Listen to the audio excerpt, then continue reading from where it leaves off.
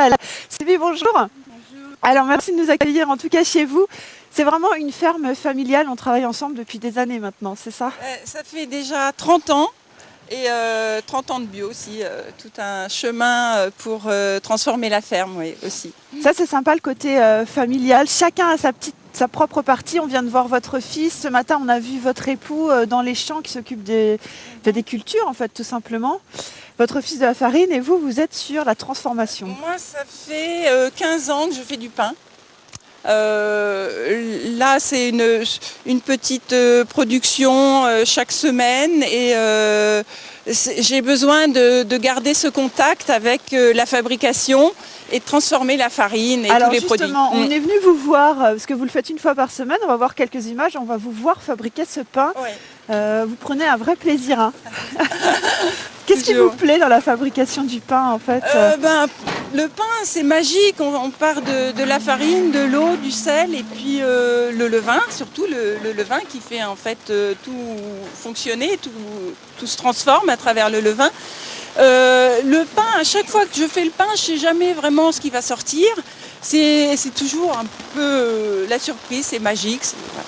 D'accord. Alors, on les a vus en train de se faire fabriquer. Ouais. On les a devant nous maintenant cuits, prêts à être dégustés.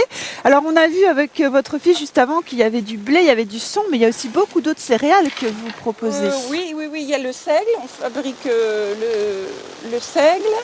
Ça c'est du seigle pur, c'est particulier, hein. C'est très foncé, c'est très, très goûteux. Il y a aussi l'épeautre. Alors tout le reste là c'est du blé. Après il y a des tas de sortes de pain avec voilà c'est ça, des olives. Hein.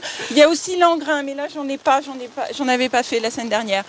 De l'engrain, ça c'est une céréale encore plus typée et plus digeste. D'accord. Alors vous faites des petites expériences aussi. Vous m'avez dit on peut pas parce que c'est aller voir parce que c'est encore assez loin. Oui. Vous testez des anciens blés, Oui, on a envie de revenir à des anciennes variétés. Parce que déjà c'est moins trafiqué et le gluten n'est plus digeste parce qu'en fait les gens de plus en plus réagissent au gluten de blé. Même en bio, il faut qu'on... Parce qu'il est trop transformé au final. Oui, il est trop sélectionné. Et ça date depuis 100 ans, donc on ne revient pas en arrière en 5 minutes. Donc on va repartir, on a eu 50 grains de variétés anciennes de la région. Et puis petit à petit, on va les multiplier pour arriver au champ. D'accord, et c'est pas difficile, c'est un petit peu de l'alchimie, non? J'ai semé avec des amis à l'automne et puis là on est en train de les observer, voir comment ils réagissent.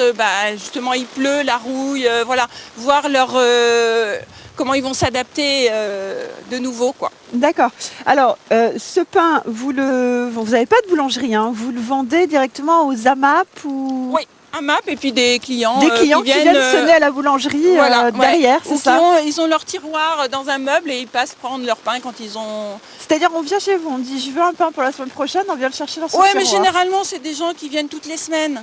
Donc c'est facile à gérer, toutes les semaines le même pain, on met dans le tiroir et puis voilà, les gens viennent quand ils rentrent du travail et puis moi je peux aller livrer comme ça pendant ce temps-là. D'accord, alors du pain encore et encore toujours, ça continuera et peut-être on goûtera du pain avec le nouveau blé à l'occasion.